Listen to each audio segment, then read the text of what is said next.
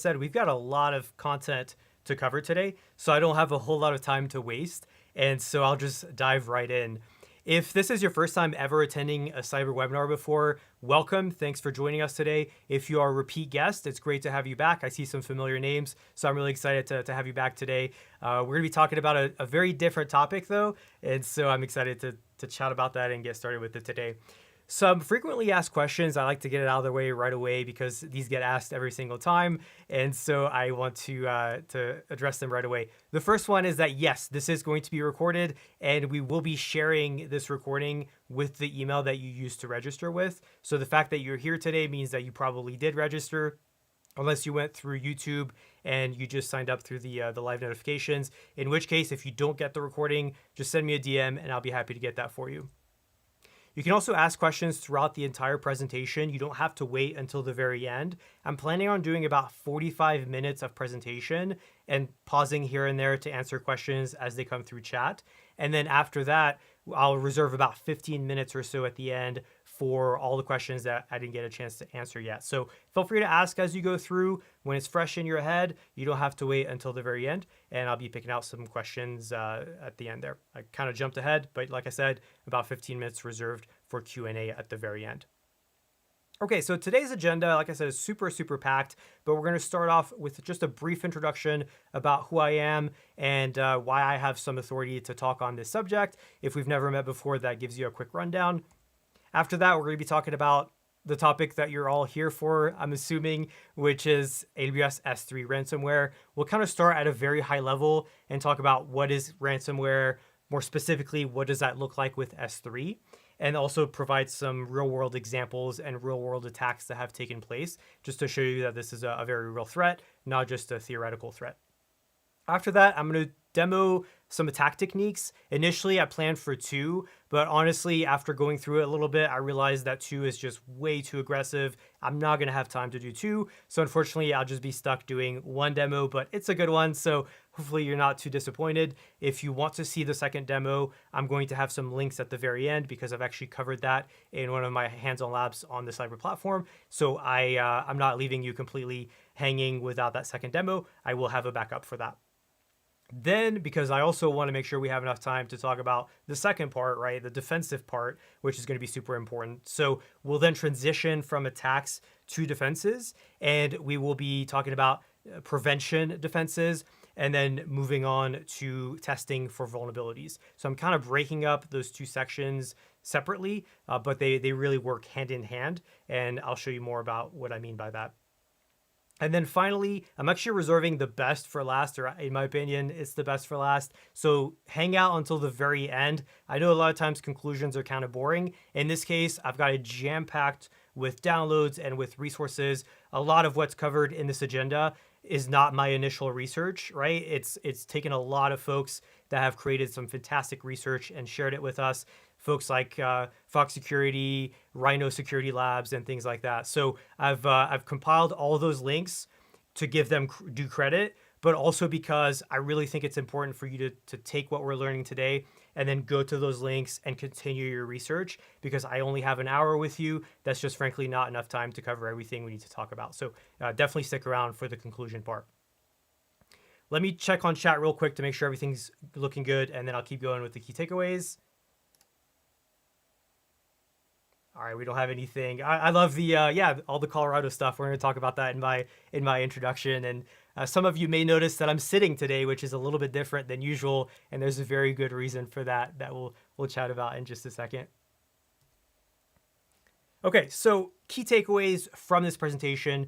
What I want you to walk away with by the end of this hour is, number 1, I want you to understand how AWS S3 ransomware attacks unfold without using any malware. And that's one of the key differentiators about this type of ransomware attack as compared to traditional IT ransomware.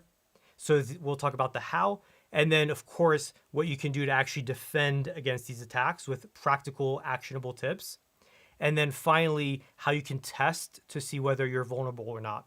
Because it's one thing to try and prevent it, but the best defense, in my opinion, is not only trying to prevent it, but assuming that you're going to fail in preventing it, and then basically looking at whether you are vulnerable and how you can go about trying to feed that back into the loop of trying to prevent it. I think that's the best approach and the best defense. So those are going to be the three main key takeaways from today's presentation. So on that note, let me do just a really brief introduction. If you've attended these before, this is going to be a little bit repetitive, but if you're new or if you don't know who I am yet, just want to give a quick little introduction. So I'm Christophe Limpelaere. I'm the founder and trainer at cyber.com.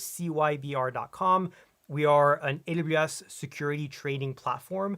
And so we really focus on practical hands-on training. We have all kinds of high quality courses across both blue team and red team. And we also have, as of today, 80 hands-on labs that are one-click deploy. So you can deploy environments or our environments and practice using both blue team and red team approaches and tools and techniques within our own environments before you apply them in your own environments. I have over 8 years of AWS production experience, ranging from starting off as more of a developer. I used to be a backend PHP developer and then started deploying to AWS. So that's really where my introduction to AWS started, deploying applications, learning about serverless back when they had just launched stuff like Lambda, when it really kicked off the serverless revolution, and then transitioning more to being a cloud architect, an AWS cloud architect, building out solutions and things like that, a little bit less of the code. And then finally transitioning into more of a security role and position, which is where I've continued now for the last few years. So that's a little bit about my background and experience in AWS. And on that note, I've seen a lot of different types of attacks. And so that's really kind of what pulled me into the security side. So as some of you may have noticed, I have a slightly strange name that's a little bit difficult to pronounce. And that's because I'm originally from France. I am French. A lot of people are kind of surprised that I don't have the French accent, and that's because I moved when I was very, very young. And so I lived in France for about 11 years, and then I've been in the US ever since. I've moved a little bit since then, but I'm currently residing in Colorado, and I see we've got a few Colorado folks in the chat here, so love to see that. If you and I have not met yet, I'd love to grab a coffee or do a hike or skiing. But on the note about skiing, even though I love it, unfortunately, I'm probably done for the season because I went skiing last week and I ended up tearing my calf muscle, which is why I'm sitting today. I can't really stand that well, at least not without crutches, which are not the most comfortable, and it'd be a little bit of an awkward presentation. So that's why I'm sitting down today, and unfortunately, I'm probably not hiking and skiing for the next month or two. So we'll see. Hopefully, it's a speedy recovery. Outside of work and outside of that, I'm also just a professional hobbyist. I kind of get very passionate about different hobbies. And right now, my hobby of choice is flying. So I've been doing a lot of flight simming, and I'm actually just now scheduling my first discovery flight. So I'm super excited to go out in a real tiny little plane and fly around Colorado. I think that's going to be super fun. So I'm very much looking forward to that. Other than that, I also brew my own beer from time to time. And before that, I used to grow a lot of different gourmet mushrooms. So that was a super fun time as well. But enough about me. You did not come to hear about me. And so you came here to learn about S3 ransomware. Let's actually talk about that now. Let me check chat real quick. Make sure we don't have anything pressing going on. Okay, cool. We don't have any issues. That's what I love to hear. Okay, so let's dive into ransomware. And I'm pretty sure everybody that's attending right now today knows what ransomware is. If not, that's totally fine. You're more than welcome here today, but I'm assuming most people know what it is, but I'm still going to talk about it just for half a second. And the reason for that is because this is kind of an interesting take on ransomware. So when you think of ransomware typically, and especially if you search it on Google, you'll get multiple different responses and answers. A lot of times the response is that ransomware is when somebody is using some sort of malware in order to encrypt or delete your data that's stored somewhere on a machine, right? Now, the definition from NIST is that ransomware is a type of malicious attack, so they don't even necessarily say malware anymore, where attackers can encrypt an organization's data and then demand some sort of payment in order to restore access. So you have the ransom part of it and you have the malicious act part of it. But in the case of Amazon S3 ransomware specifically, it's when someone is encrypting and or deleting your data from an S3 bucket. And again, they're asking for some sort of payment in order to restore your data. and or also to not publish it online. There's often that threat of, if you don't pay us, not only will we not restore your data, but also we will publish your data on the internet, which could potentially wreck your reputation and cost you millions in reparations for leaking PII or whatever else it is. And so that way, even if you have a backup, that's another way of trying to force that ransom out of you. We'll touch more on why I brought this up and why we talked about this in a second, but the key aspect of this type of attack is that it doesn't actually require any malware at all.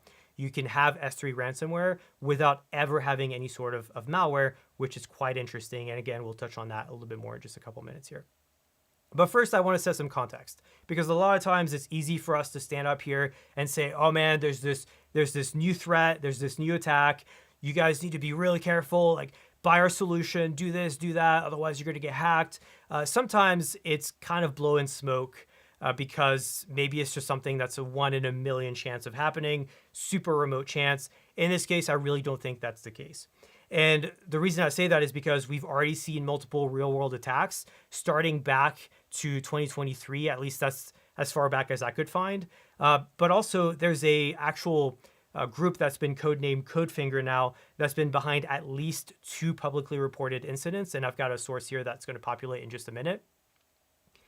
And frankly, we're likely to see more copycats, because as people are talking about it, as it's making the news, more copycats are going to see that and they're going to go, I can do that, right? If I'm able to infiltrate some of these accounts, I can absolutely run this sort of attack.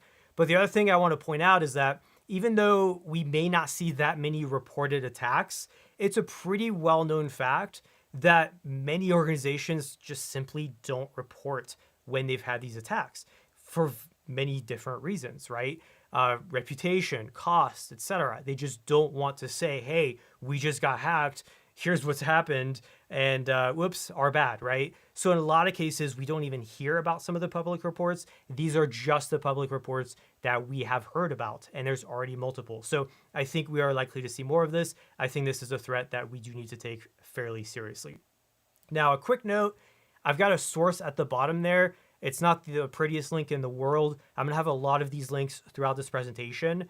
The other thing I'm going to do once I send out the recording of this prezo is I'm also going to send out the slideshow, so that way you can just click on it.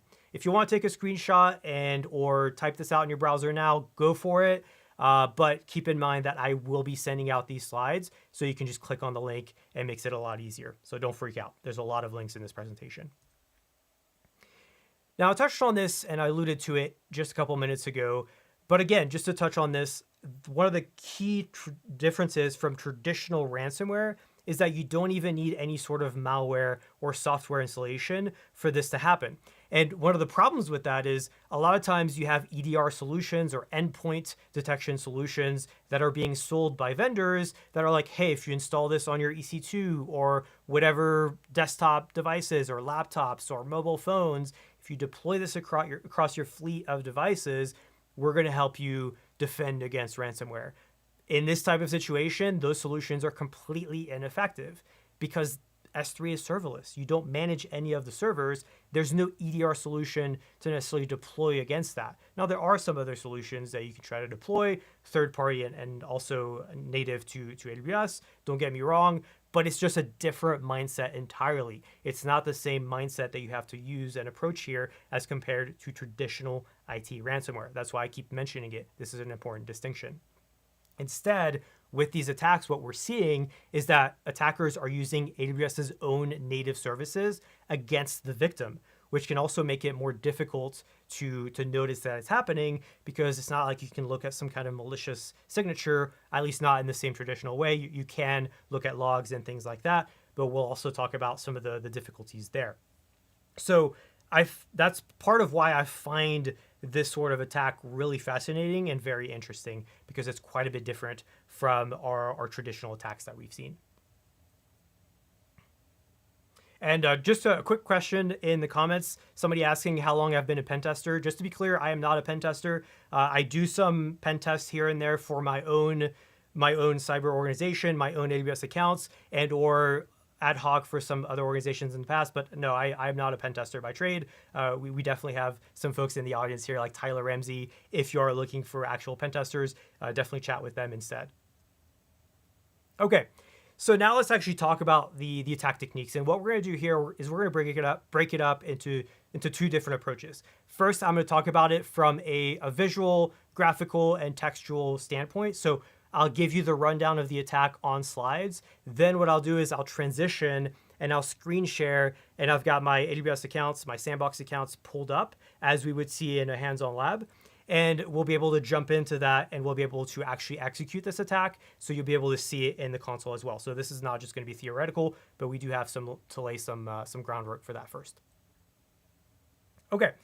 So this first attack technique, we're going to call KMS encryption. And the reason we're calling it KMS encryption is because it's going to use the AWS Key Management Service, or KMS service, and turn it against victims themselves. If you're not familiar with AWS or with KMS, the Key Management Service is a service you can use to create and use and deploy encryption keys. So you can use it to encrypt your data in Amazon S3 in basically almost every single service that supports encryption. We're only talking about S3 today, but KMS is really powerful and you can use it for a wide variety of different services. And so here's what can happen with that. I'm going to break down the diagram. Don't freak out if it looks like a lot of information on the screen. So we're going to be looking at this diagram step by step. But step one is that you're going to have an attacker that gains access to a victim's account. So that's going to be this section right here. Our kitty cat, I think I call him, I forgot what I call him. I need to give him a name. I think his name is Cookie. And that's a long story for another day. But we have our threat actor, kitty cat named Cookie. And Cookie is able to gain access to a victim's account. So this little weird cloud here is going to represent our victim's account. There are many ways that this can happen. You could be phished, right? One of your employees might be phished. Maybe your employee or you accidentally pushed some long-term access keys to GitHub or GitLab, and that ended up being publicly accessible. Maybe it's an insider threat that doesn't get talked enough, honestly. A lot of times it could be an insider threat that's either acting directly or selling credentials. Or maybe there is some sort of malware, but that malware was only used to keylog or do something else in that victim's device, and then they're able to steal credentials and they're able to access the account. There's multiple different ways that this can happen, not really the scope of today's conversation. But once they have access to the victim's account, step two is that they're going to go to Amazon S3, and I'll show you this, and they'll be able to change the S3 bucket's encryption settings to be from either the default or maybe it's already even SSE KMS, but they're basically going to change the encryption settings to be able to use their own attacker-controlled KMS key. So in AWS, you can use keys from completely different AWS accounts. The key does not have to just come from that same AWS account, and that's how this ends up happening. So step two is they change the bucket settings. As they're changing the bucket settings, they will set their own encryption key from the KMS service for that S3 bucket. And this is where the magic happens, because at step four, they're going to set a key policy for that encryption key that only allows encryption from the victim's account, but it's not going to allow decryption from the victim's account. It's only going to allow decryption from the attacker's own account. Meaning that the attacker will then take step five, which is this recycle symbol right here, where the attacker will go through that entire S3 bucket and they will essentially re-upload the S3 objects using their own encryption key. Because like I said, they're able to encrypt, they're just not able to decrypt. Once they do that, unfortunately, unless you have some of the defenses we're going to talk about, it will be game over. You will no longer be able to access your data because you will not have privileges to decrypt the information. So now you can see what I mean when I say that they're turning AWS's own services against you. This doesn't require any sort of third-party tooling.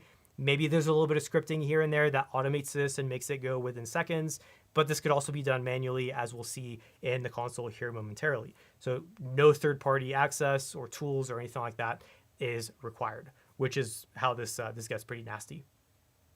Do we have any questions about this so far before I actually jump into the console and show you how this works? Any preliminary questions that I can answer either now or as I'm going through the actual demo here?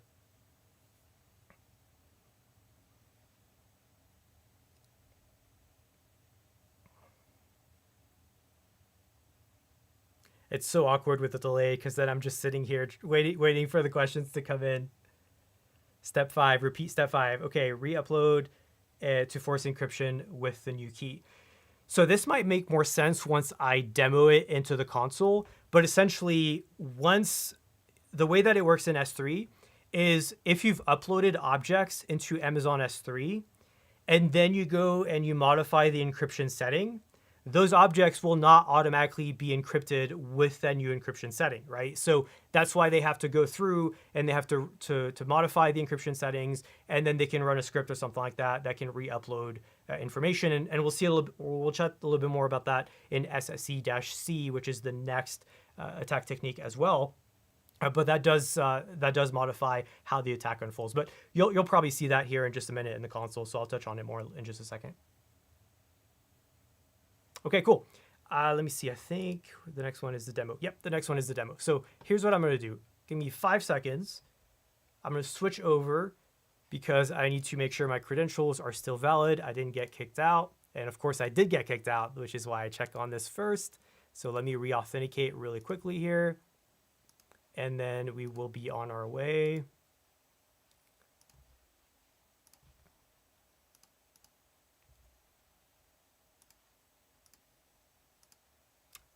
Take 5 seconds.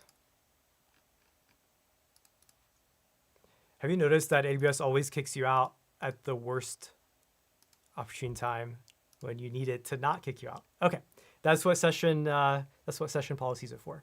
That's what session expiration is for. And then I'm going to replace the screen sharing. And please let me know once you're able to see the AWS console. You'll have 2 different consoles that are pulled up side by side. So if you can confirm that you're able to see it, I would appreciate it.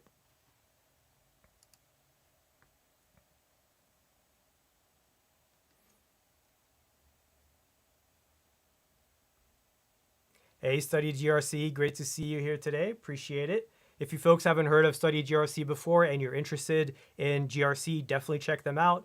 You can reach out to Chris in our cyber Discord. He's pretty active in there as well. So if you have any GRC questions, definitely your go-to. Okay, cool. Yeah, the demo gods, exactly. I was telling a friend of mine yesterday, I don't pre-record these, which is crazy, I know. But sometimes that's when the best stuff comes out, when stuff breaks and you're like, okay, what's going on? Let's troubleshoot it live and let's see. So hopefully the demo gods are with me today. But what we have going on here is a little bit funky, but I'll explain it. First, on the left-hand side, we're going to have our victim account. So victim account is going to start with 3962 on the left. On the right side, we have the attacker account. Starts with 4880. So imagine that this is the threat actor and this is the demo or the victim account. In this victim account, all I did was navigate to Amazon S3 and I selected the bucket called Cyber Demo Ransomware. On the right-hand side, we'll talk about KMS in just a second, so you can ignore this just for now. What I'm going to do is, first of all, we have no objects in here. I could have uploaded some to demonstrate, but we're kind of skipping that step just for the sake of time. That's okay. Instead, what we'll do is we'll switch over to properties. A couple things to notice in the properties. First of all, I don't have any bucket versioning enabled. I don't have any, object lock enabled or anything like that. This is basically vanilla configuration, almost no security controls whatsoever. And if we scroll down to the default encryption and I click on edit, you'll see that currently it's using SSE-S3, and that's the default encryption setting. This is using an Amazon S3 managed key within the KMS service, but this is not a key that you have control over. And so a lot of times best practice dictates that you switch over to using server-side encryption with AWS KMS, which is where that SSE-KMS comes from. It's server-side encryption and then -KMS. The moment that you do that, you have a new option that populates below that, where you can select what KMS key you want to use in order to encrypt your data. You can either choose from your existing AWS KMS keys, and here you can see we have that default Amazon S3 managed key, so we're not going to use that. Instead, we can enter our own AWS KMS key ARN, which is its unique identifier. And you'll see they show you the pattern here. It starts with this, then the region, then the account ID, /key/key ID. The reason that's important, like I said before, is because as long as the key is in the same region, the same AWS region, which is currently North Virginia, US East 1, It can be from an entirely different AWS account, i.e. this attacker controlled AWS account. So again, I'm in US East 1. I've created this customer managed key. It's called examples demo. It has this ID right here. And so now I can grab this ARN, and as the attacker, I've gained access to this environment. I'm modifying the encryption setting. I grab that ARN, I paste it in here. I go down, I click on save changes, and that's it. That's literally the only steps you need to take in order to enact this attack. Because if I go back to this key right here, if we scroll down and we look at the key policy, which dictates who or what is able to do actions with the key, if I scroll down and we look at this statement ID of allow victim encrypt, you'll notice that I am allowing anybody in this account, 3962, to encrypt data. So I'm allowing all actions related to encryption for all resources in this account. I'm allowing anybody in this account to encrypt data. However, I am not allowing them to decrypt it. So under allow use of the key, now I've switched to this account right here, 4880. And now I'm allowing things like decryption. Here we have KMS decryption for all resources. So whoever controls this account can decrypt the data. Whoever controls this account cannot decrypt the data. They can only encrypt the data, which means that now new objects that get uploaded, modified, or copied into this bucket will start to inherit this new encryption configuration. That's what I was talking about before. You have to do some actions like re-upload, modify, or copy, as they state here, in order to now use this new encryption key, which means that if I go back to objects and I go and I upload an object, and what I'll do is I'll grab one of my cheat sheets here, which I'm making this cheat sheet available for download. If you are interested, don't worry, this will be freely available for download. So this is a cheat sheet that I created with a friend of mine, Steven at K9 Security, where he helped me kind of craft what a least privileged S3 bucket policy would look like. So I thought it was very fitting for this presentation because this is one of the security recommendations that I will be making. But if I grab this document and I upload it to the victim's account, wait a couple seconds for it to upload. Now if I go back, we've got the S3 object in here, but if I try to access it as the victim, even though I'm an admin access and I have full admin permissions for this environment, if I go to click download, you'll see that I get an access denied. And it says that my user, the admin access, is not authorized to perform KMS decrypt, right? Because we have that here. So we don't have this action under this statement ID for this account. We only have encrypt, re-encrypt, generate data key, and describe key. We do not provide permissions to decrypt the information using the decryption key, which is why I'm not able to access. So if you imagine this bucket, and this bucket has, let's say, thousands of documents, and those documents contain customer PII or whatever else your application needs in order to function, all of a sudden, you not only have a production outage, nobody's able to access their data, nobody's able to use your production information or your application, but your admins, your team is also not able to restore it and not able to access it because they're not able to decrypt this information. That's how simple, yet scary and efficient this type of attack can happen. Because, and I mentioned that in my next slide, so I'm gonna go back to slides here just for a second. Let's see, switch over. So one of the scary parts about this is that this can happen extremely quickly. Obviously here I took my time because I'm teaching, I'm doing a presentation, and I'm doing it manually. But imagine scripting this. Imagine going through and you have a script that executes this in a second. Depending on how much data you have, it could take a few minutes to maybe even more if you have a ton of data. But if you don't have that much data, you're looking at seconds to minutes for the data to get encrypted. And the reason that matters is, according to this Red Canary blog, that again, you'll be able to click on this once I send out the slides, they mentioned that they tested this out. And even if you create CloudWatch alerts from CloudTrail data, which by the way, for CloudTrail to pick this up, it would, I'm pretty sure, yeah, this would be a data plane event. So you would have to enable additional stuff. The defaults would not even see this. But if you were to enable everything you need, you've got everything lined up and properly working, it takes on average of 6 minutes for the data to get added to CloudTrail. then push to CloudWatch, and then the alert to take action. So you have 6 minutes at a minimum. Then you add in human response time. What's going on? There's an alert in our SIEM or whatever you're using. Let's take a look. Is this an actual issue? Is it not an issue? Let me pull it up. Let me investigate. You're looking at probably double that, right? Let's call it 10 minutes just to make it simple. By then, the attack is long over, unless you have just insane amounts of data. So by the time you respond to this, the data is already encrypted. It's already gone. You either have backups and other security controls in place that I'm going to talk about, or you're screwed. You have to pay the ransom or whatever else, however you're dealing with ransomware. So that's why this attack can be so effective and also can be so scary. I'm going to pause here. I've just gone through a lot of information. Let me check chat. Let's see if any questions have come in. If they have, or if you haven't asked it yet, let me know. But let's check questions here. Let's see what's going on.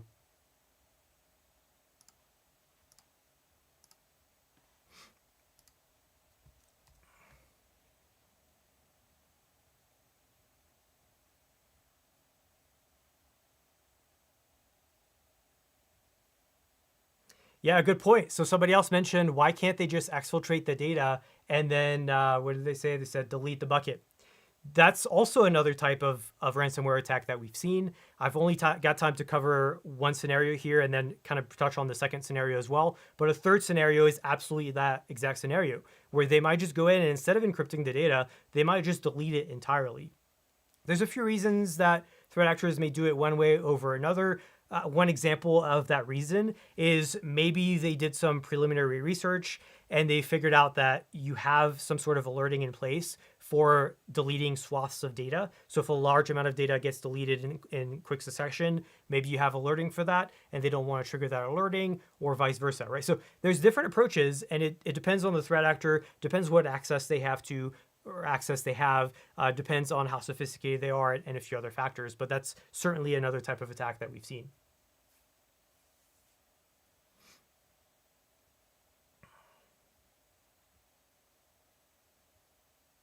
And yeah, so somebody mentioned full control or full control equals game over, full stop. Absolutely. Frankly, right now I'm using full control and admin permissions just because it takes less time than me going through and demonstrating least privilege, and it's to the same effect. But keep in mind, this could still happen even if you don't have full admin permissions. There's only a few key actions that you need access to in order to execute this attack. So you don't even need full admin permissions. And I've got some blog posts that touch on that as well. I just didn't have time to add it in this presentation. So that's a good point to make. I'm demoing with full admin. You don't need full admin to be able to pull this off.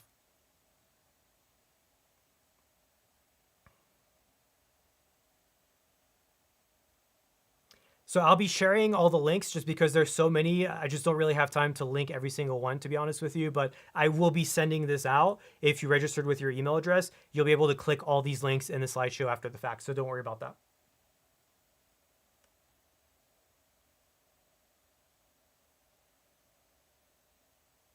Cool. Okay. Let me know if you have any other questions. Otherwise, I think I covered all the important ones, and then we'll keep going. So that was attack technique number 1. I've got a few more minutes left, so let's keep moving on. Let's talk about attack technique number 2, and then we'll wrap up with defenses.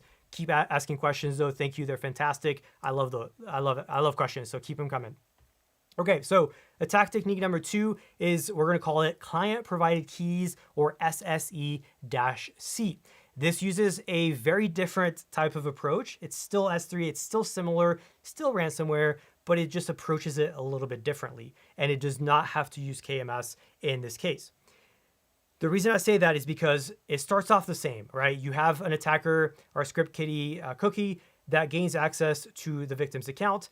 And once they get access to that victim's account, they realize there's some juicy information in S3 and they have sufficient privileges to be able to carry this out. So what they'll do is, as step number 2, is they'll use SSE-C in order to encrypt the data with the attacker's own encryption key. And I'll show you the command that you can use to do this. But essentially with this attack, the way that it's different is that instead of having to use KMS and set a KMS ARN for bucket level encryption, they can actually generate a key locally on their own machine, and then they can issue an API call to pull down the S3 bucket information, or the S3 objects, and then encrypt them using their local key, and then put them back into the S3 bucket.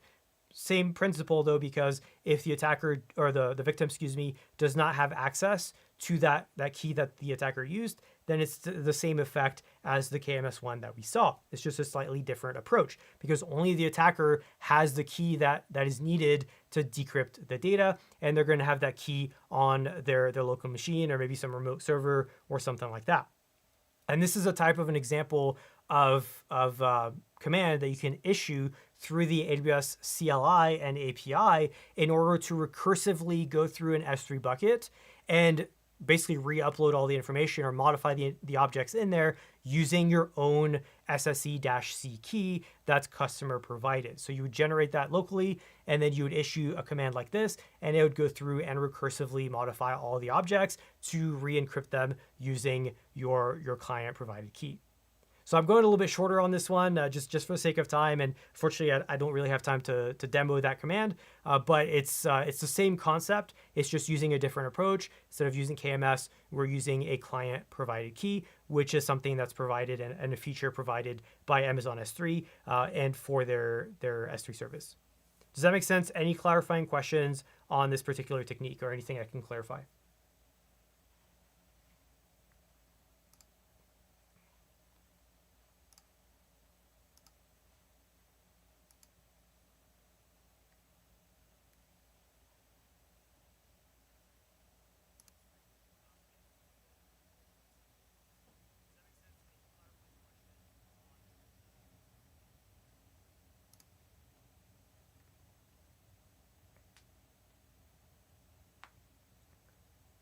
All right, no questions coming in. If you do have some, let me know.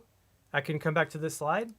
Otherwise, I'll move on to the next. But yeah, feel free to ask if you have any questions. I did plan on demoing this as well, but I'm running low on time, so unfortunately we'll skip it. I do have a hands-on lab though that if you are interested, you can go through that demonstrates and teaches this technique in depth. But otherwise, if there's no questions about this technique, what I'll do is I'll transition over to talking about defenses. And as I mentioned at the beginning, we're going to start by talking about prevention methods and techniques that you can use and security controls. And then we'll talk about also testing whether your environment is vulnerable or not before we wrap up with some awesome resources we can use.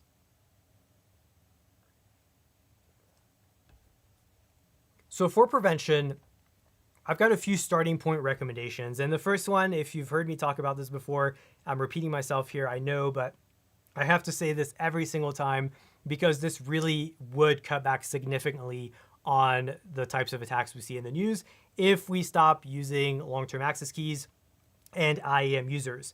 There is a time and place for IAM users, especially if you're using them for break glass purposes, for emergency purposes, but that should never actually be used in day-to-day operations, and you should not be relying on long-term access keys. Nowadays, it's so much easier anyway or at least comparatively easier, to set up Identity Center, to deploy permission sets, and to use roles with temporary credentials instead that expire after a set number of hours or however long you want to set it. That way, even if you commit those long-term keys to GitHub or get phished or have malware, the person that receives those keys, if you're using short-term credentials, will not be able to use them because they will have expired. I've got a link that can help you transition if you are still using long-term access keys. Just because of how this software uses, I couldn't show it, so I'll show it at the end, but I've got some resources that can help you with that. The second starting point recommendation is to start thinking about S3 buckets and enforcing least privilege for that. I showed that cheat sheet earlier that can help you get started with it. I totally understand that least privilege is actually really, really hard and very time consuming, but anything you can do that gets you closer to it, even if it's not perfect, just please don't use S3 full admin permissions or stars everywhere that just give full permissions for all sorts of actions. It's getting easier and easier to use things like IAM Access Analyzer and some other tools in order to get closer and closer to least privilege. So please be thinking about that. The third thing that it gets talked about a lot, but I think a lot of people still don't necessarily think about it this way or don't do this, is I want you to start hosting your private and public buckets in entirely separate accounts. Multi-account is fantastic. I always recommend it, even if you are a tiny one-person shop, even if it's your own private or single or like sandbox personal AWS accounts, I still recommend doing stuff like this because you get exposure to how to use multi-account, but also because you get that ultimate separation between your private information and your public information, meaning that even if your account with public information gets compromised, they're going to have a really, really hard time reaching those private buckets because there's that clear separation between accounts. It's a natural AWS boundary that's extremely effective. So I highly recommend doing this if your organization is not already doing it. It should not be a super, super hard transition either. So it's definitely something worth looking at. Now, I mentioned that the article that I wrote that can help you stop using long-term access keys and users.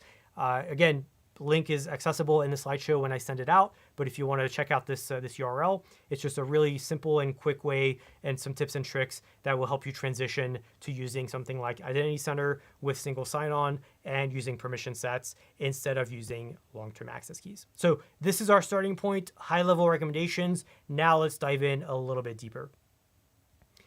Now I pulled these defensive layers from fogsecurity.io. I don't think that Jason was able to attend today. Jason, if you're in the audience, hey, thanks for the fantastic resources. If not, thanks anyway. But so I pulled this from this article. I highly recommend checking it out. And it's at the end as well in the final slides.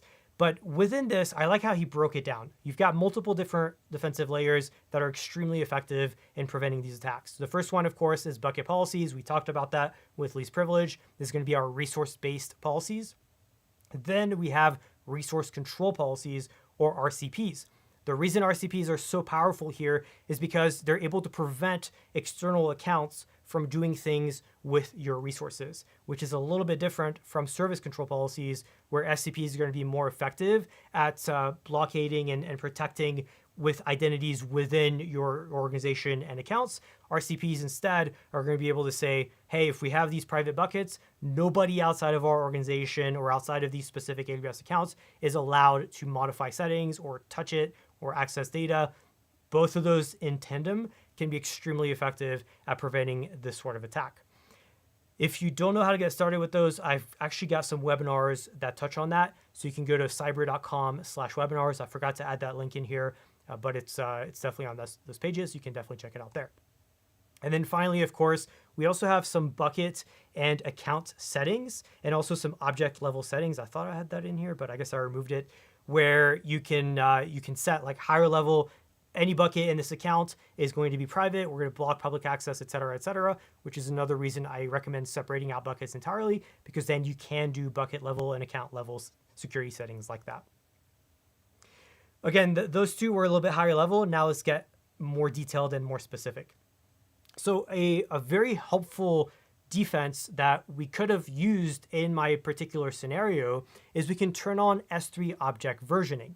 The reason you want to turn this on is because anytime you modify an object, S3 will keep track of those different versions up to a certain point.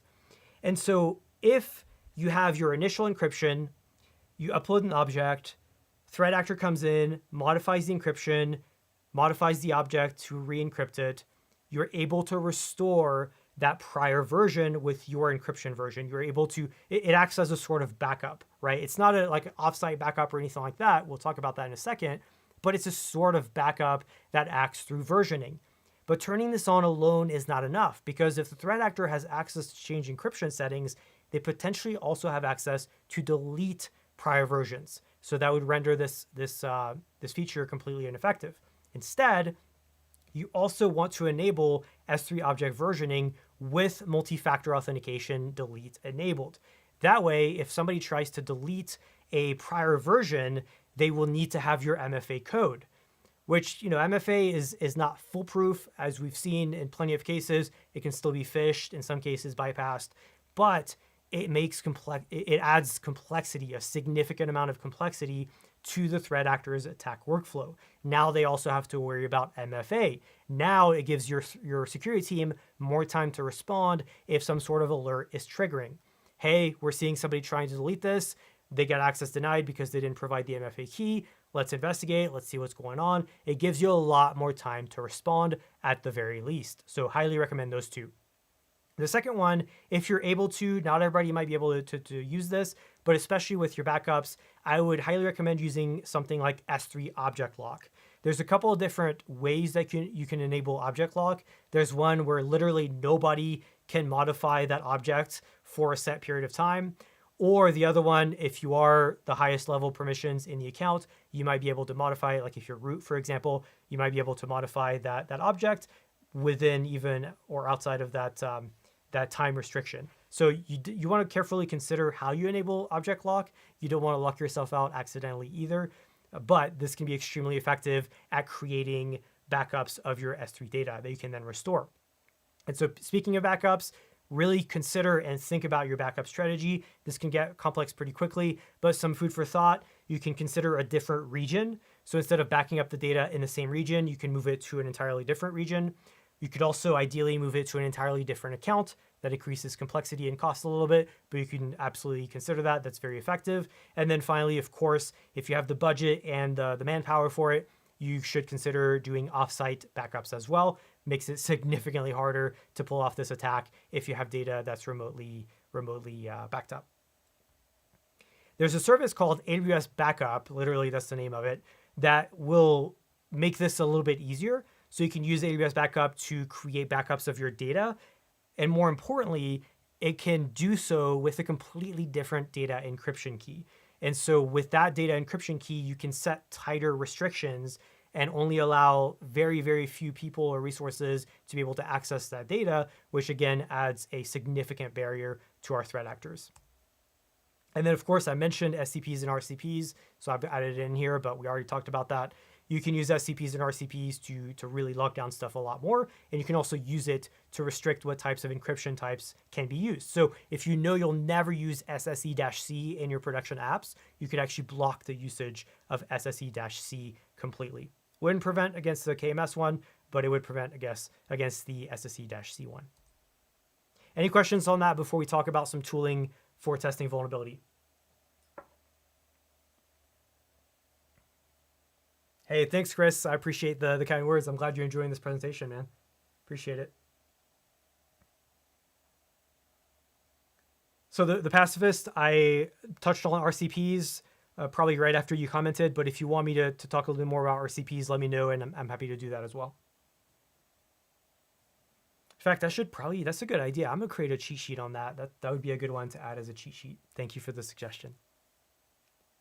If you have questions on this, let me know. Otherwise, I've got some awesome tools to show you here. I'm really excited about this slide. Okay, attack simulation tools, some of my favorites. The first one is by a gentleman of Spencer. I think you pronounce the last name Gietzen. If not, I apologize, but we'll stick to Spencer. That's easier. Spencer, I believe, used to be part of the Rhino Security Labs team, which, by the way, we've got somebody from Rhino today that's presenting. So glad to have you here, Tyler.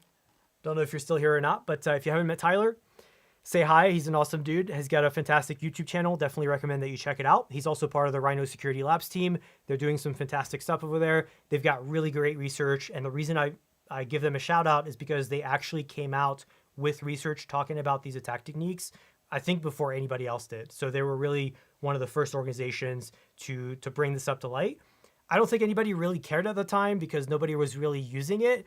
And then now that people are using it, they're like, whoa, this is a new attack. And it's like, actually, not really. They've been talking about this for years. So that's funny how that comes full circle. But Spencer created a proof of concept tool. It's a Python script that you'll be able to click on the link here. Let me click on it real quick, actually, see if it pulls up. There we go. So I'll click on these so you can actually see what I'm talking about here on the screen. Let's go raw so you can see this. So super basic, super simple, but it's going to implement what we were talking about with using SSE KMS. So you can see you can pass in a KMS key RN and you can actually test this out. Obviously, don't do this in production. Major alert, right? Do this in a sandbox environment that's completely separate from anything production. Don't try this in your production stuff, but you can run these types of tools and you can see it unfolding. You can see what kinds of logs it generates and so on and so forth. So stuff like this is really powerful. I recommend that one. Stratus Red Team, I think somebody mentioned that in the chat earlier. Fantastic tool. We've got multiple labs on how to use it. So I recommend that you check that out. They have multiple, at least 3, maybe even more ransomware specific things, including through client-side encryption, the one that we were just talking about. So you can see how to detonate it, what kinds of logs it generates. They also have one for batch file deletion, and so on and so forth. Atomic Red Team, which is what Stratus Red Team is based off of initially, they also have some cool attack techniques that you can use. They're not just AWS specific, they also have Windows stuff and things like that, but they have quite a few ransomware attack techniques, I believe. So definitely recommend checking those out. So that's the attack simulation tool side. I know there's other tools out there. I just kind of ran out of space. If you have others, drop them in chat. We'd love to check them out as well. But on the other side of that, it's also important to think about detection and analysis. What I mean by that, I've got two tools here that can help you with this. The first one was created by the Permiso team. It's called Ransomware, and it does two important things. The first thing is it can actually enumerate identities that you have in your environment that would be able to lock S3 buckets by using KMS. So that would be able to execute that first attack technique that we looked at. Step number one. Step number two is the tool can look at CloudTrail logs and it's able to detect any occurrences of those attack techniques being used. So if we click on it, you can see it's on this GitHub repo here, and they'll show you how to use it.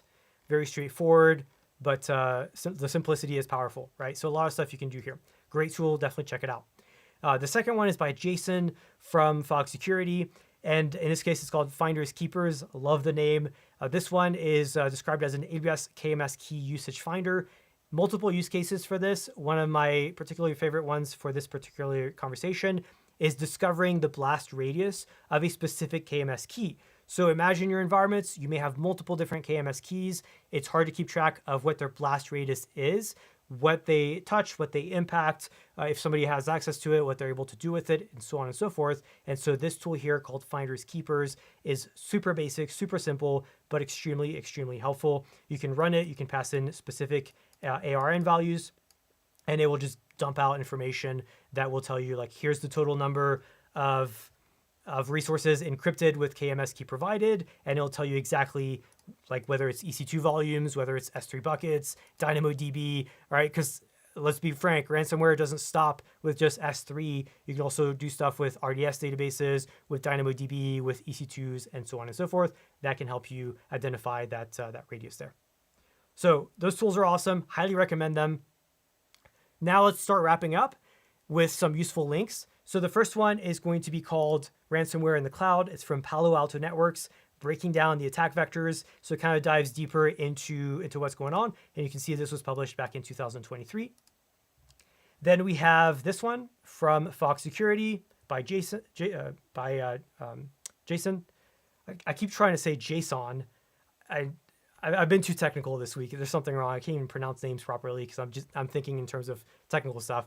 So really, really cool stuff in here talking about IAM and the impact. And also, I think he touches on some of the resources that could be impacted, some of the IAM policies that are required and things like that.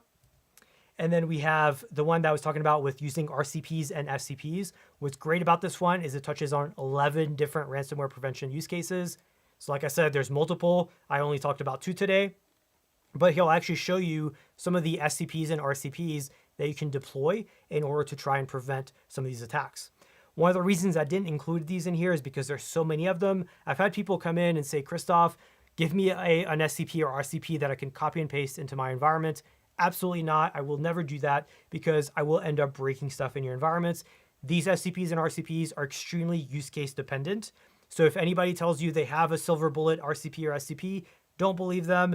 These really need to be customized and used based on your environment. And so go through these examples and see which ones are relevant to your use case. Finally, Rhino Security. Like I said, they came out with this a few years back. This is just one article, but if you scroll down at the bottom, there's another one. So this one talks about the attack path and the attack vector. And then if you scroll down a little bit, they have the part 2, which is prevention and defenses. So you can go through this and you can see some of what we talked about. They probably have some additional stuff that I didn't even touch on today. Like we mentioned account-wide, right? So here they show how to apply account-wide S3 public access settings to prevent it, and so on. So definitely check out their blog post as well. So these useful links will be sent out afterwards. Definitely check them out. And then also, if you are a cyber member, you have access to these hands-on labs. Some of these are free as well. So even if you're not a premium member, you'll be able to launch these and try these out. The reason I created them is because A, they teach you hands-on how to use these techniques that we talked about today, including SSE KMS through the AWS console and through the CLI, as well as SSE-C via the CLI.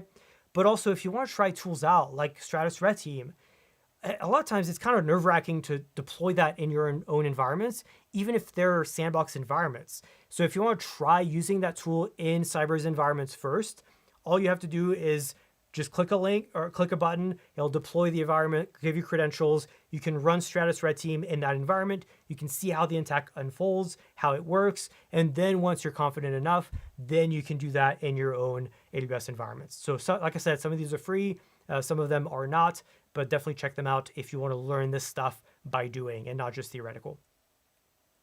Finally, like I promised, we're gonna have some bonus gifts in here. I've got 3 ready to go cheat sheets. The first one you already saw, it was that S3 bucket least privilege. The second one is going to help you get started with Stratus Red Team and with Atomic Red Team as well. So I'll have that available for download. And then finally, we have one for Prowler. Now, why do I have Prowler in here? Because it can help you find misconfigurations for your S3 buckets and for DynamoDB and EC2 and RDS. So this can help you find whether you have some of those vulnerabilities in your environment by scanning and saying, hey, look, you're not following best practices for securing these S3 buckets. It won't necessarily tell you like this would be vulnerable to KMS encryption and ransomware, like that ransomware tool that we saw or the Keeper's Finders. But this is extremely powerful in finding some of those misconfigurations. So we also have this cheat sheet ready for download. I'm actively working on one. I just didn't finish in time, unfortunately. Apologies for that. But we've got one that's actively being worked on for Amazon S3 ransomware specifically that will kind of touch on everything that we talked about today. And so I will be posting that. I'll be sending it to your emails and I'll be posting it on LinkedIn as well. Speaking of LinkedIn, if you're not already following me, I would love for you to follow me so we can connect and get to know each other. There's my name and my profile address. I post a lot of these cheat sheets on a regular basis. I post multiple times a week on LinkedIn with different tips, tricks, and content announcements. So definitely check me out on LinkedIn and let's connect so that you don't miss that cheat sheet that I'll be sending out. We also do these live training webinars almost on a monthly basis, typically on a monthly basis. You can go to cyber.com/webinars. And in fact, let me show you. If you're interested in seeing, so we've got this page here, some on-demand replays. We have an RCP writing workshop right here. We also have the creator of Stratus Red Team who demos how to get started with adversary emulation for the cloud. And then we had another one for SCP. So you can see an SCP writing workshop right here. And then we have multiple others. We have 3 pages worth of replays like this one. So definitely check out those resources if you're interested, and then also keep referring for upcoming events. But that's it. That's all I got for you. Any questions? Any last minute thoughts? I know I'm a little bit over time, so thanks everybody for sticking around and bearing with me here. Any feedback on the presentation? Anything else that you want to learn about that I didn't get to cover today?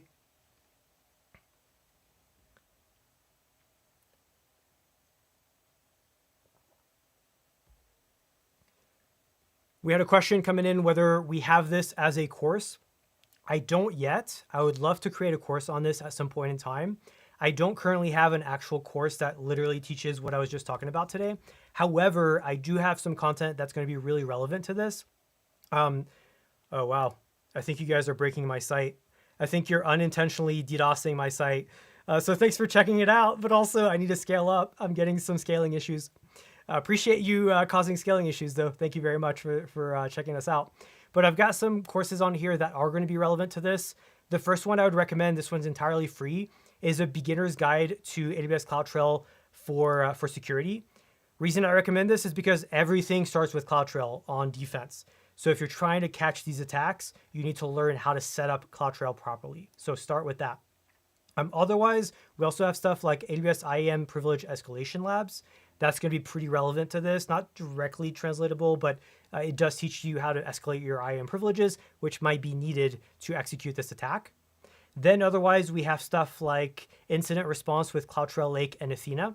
So this one can help you learn how to create playbooks to respond to this exact type of attack so that you can then implement this in your organization. It teaches you how to use CloudTrail and Athena with actual attack scenarios that get deployed in real AWS environments, and then teaches you how to respond to it, how to investigate logs, do log analysis, and then also how to do things like containment for users and S3 buckets, analysis of the impact, eradication, recovery, and post-incident activity. This is a very, very hands-on and practical course.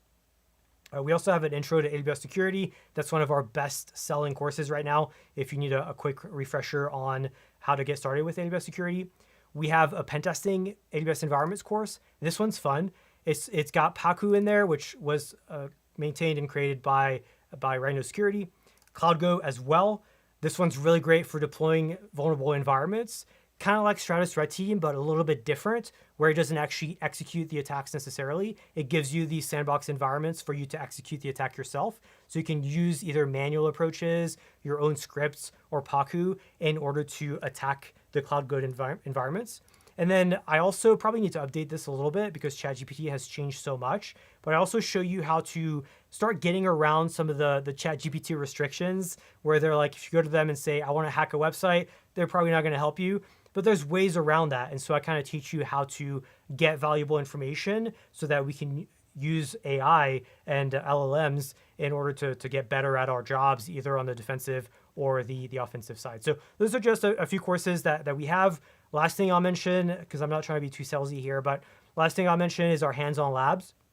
If you've not checked them out, highly recommend checking these out. We've got multiple free labs, so you can go through here and just kind of take a look at what we've got. Like I said, you can backdoor S3 buckets via bucket policies. You can run some IAM Privesk stuff, enumeration steps, and so on.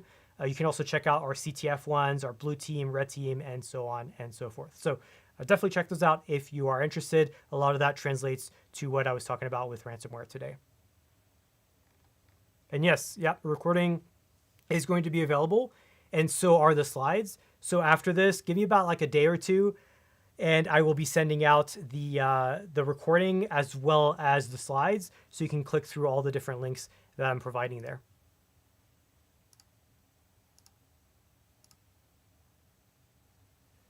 All right, what other questions we got? Anything else I can help answer live while you've got me here?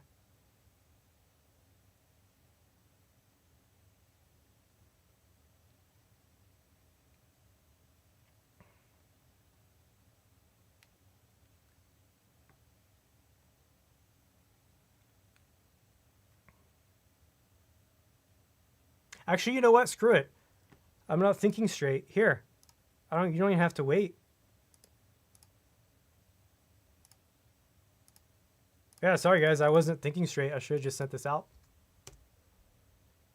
So hopefully that link works, but you can go to our slide and just have fun. Click on links. Feel free to download it. Feel free to share it. I really, that's what it's for. So only thing I ask is if you use any of the material from the slides, of course, please give credit to Cyber, but otherwise feel free to use them however you need to. And then I will also grab my LinkedIn for folks that are trying to find me. I don't have the easiest name in the world, so I'll make it a little bit easier. Let's see.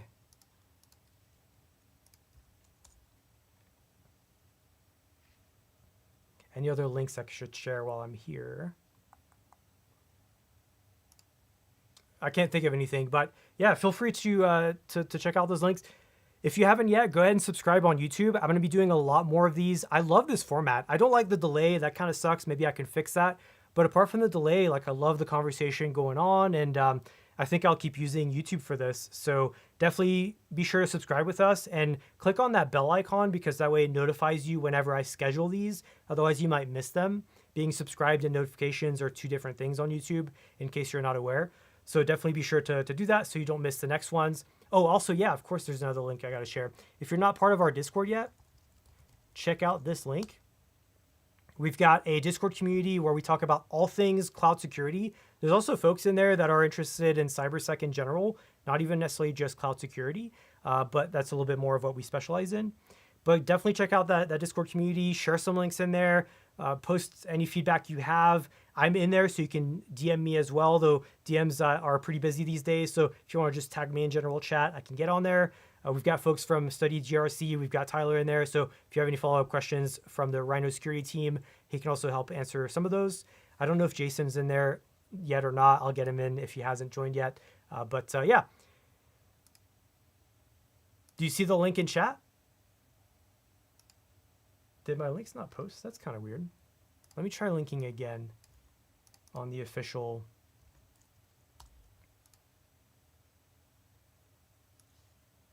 Okay, now this should be presenting a little bit better. I was posting in the wrong window, my bad. Here we go.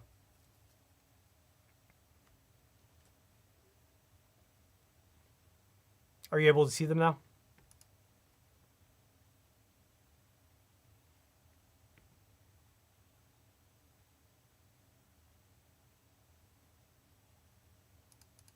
Perfect. Oh yeah, I see all the icons popping in now, so it works. Are the links clickable?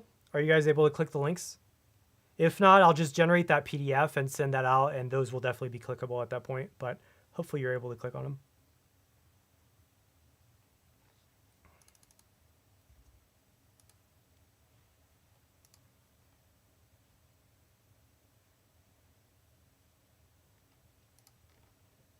Okay, cool. Well, I think this is a good spot to wrap up. I've already taken up a lot of your time today, so I'm glad to see a lot of feedback that this was helpful. Thank you so much. Feedback like that really helps me keep going because if I don't get any feedback, I don't know if it's good or bad and if I should keep doing it. So I really appreciate the positive feedback today. If you have any follow-up questions, like I said, join our Discord or LinkedIn as well and ask me there. I try to be as responsive as I possibly can. We also have the general chats where other people can jump in as well. We've got a lot of experts in there that can jump in when I'm not available. So please, any follow-up questions, let me know. Any resources that I didn't cover today that you think are really important to the conversation, please share with me so I can share to the emails that registered as well. And then otherwise, look out for that follow-up email from me probably in the next 2 days with the replay and with the link. And I look forward to seeing you guys in the next webinar. So be on the lookout for those as well. Otherwise, thanks everybody for attending today. I really appreciate it. Thanks for spending about an hour with me, and I will see you next time. Take care, everybody.